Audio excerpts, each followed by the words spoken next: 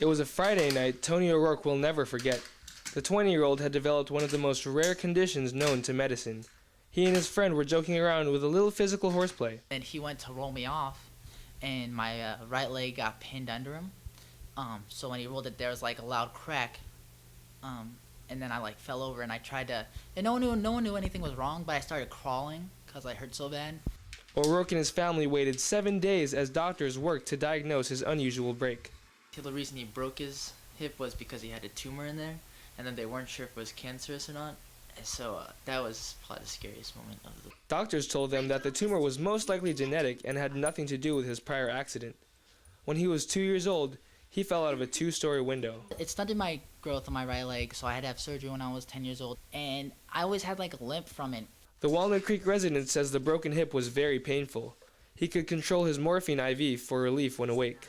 I was like, you guys should pump it while I'm sleeping. And I guess you're not supposed to do that, and I guess it's against the law for someone else to touch it. A request that could have killed him.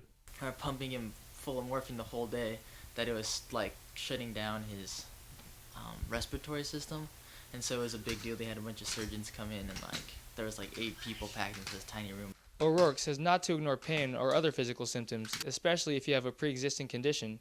One checkup could prevent a worse situation. The sooner the condition is found, the better.